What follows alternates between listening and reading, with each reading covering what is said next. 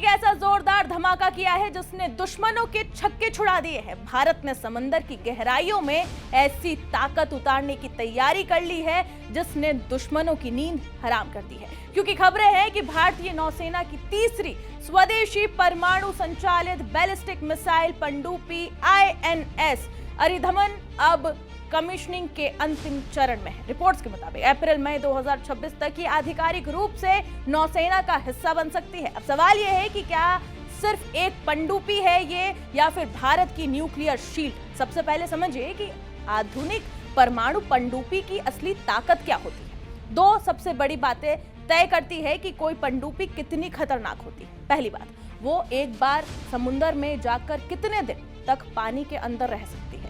Diesel electronic पनडुब्बियों को बार बार सतह पर आकर ऑक्सीजन लेनी पड़ती है, लेकिन न्यूक्लियर पनडुब्बी उसमें लगा परमाणु रिएक्टर उसे महीनों तक पानी के नीचे रहने की ताकत देता है। INS अरिधमन में 83 मेगावाट का स्वदेशी प्रेशराइज्ड लाइट वाटर रिएक्टर लगा है, जिससे भारतीय वैज्ञानिकों ने विकसित किया है। इसका मतलब है कि इसे ईंधन के लिए बार बार ऊपर आने की जरूरत नहीं है। इसकी सीमा सिर्फ क्रू के भोजन और पानी तक है।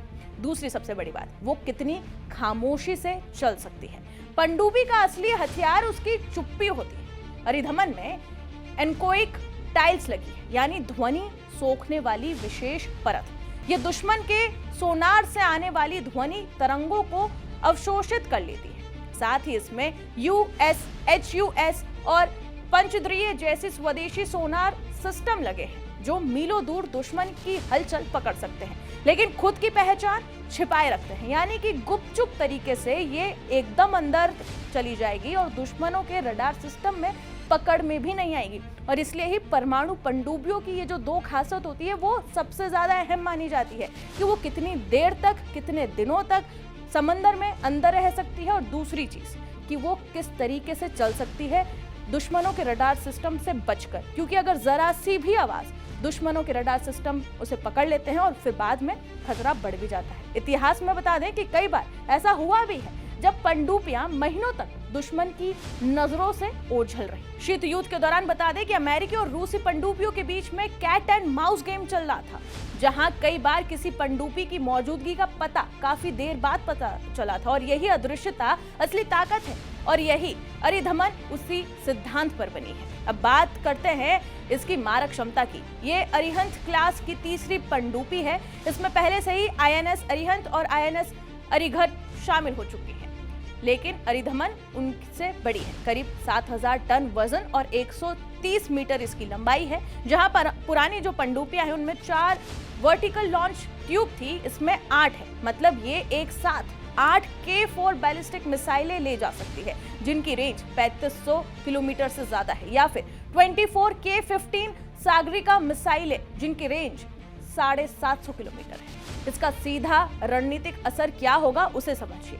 भारत की परमाणु नीति नो फर्स्ट यूज है, यानी भारत पहले हमला नहीं करेगा, लेकिन जवाब देने की क्षमता जरूर रखेगा। अगर किसी दुश्मन ने भारत के जमीन या फिर हवाई ठिकानों को निशाना बनाया, तब भी समुद्र की गहराइयों में छिपी ये पनडुब्बी जवाबी हमला कर सकती है। और यही है सेकेंड स्ट्राइक कैपेबिलिटी, और यही असली न्यूक्लियर डिस्ट्रेस है।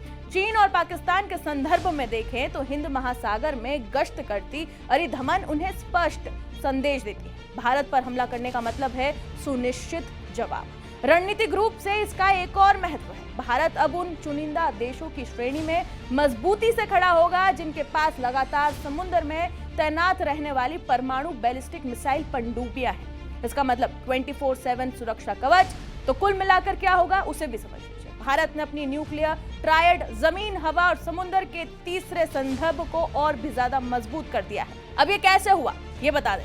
सालों की रिसर्च, विशाखापट्टनम के शिप बिल्डिंग सेंटर में निर्माण, स्वदेशी रिएक्टर, स्वदेशी सोनार और मिसाइल तकनीक के दम अब ये अहम क्यों है इसे समझ लीजिए, क्योंकि आधुनिक युद्ध में ताकत सिर्फ हथियारों से नहीं बल्कि अदृश्य रहने की क्षमता से तय होती है।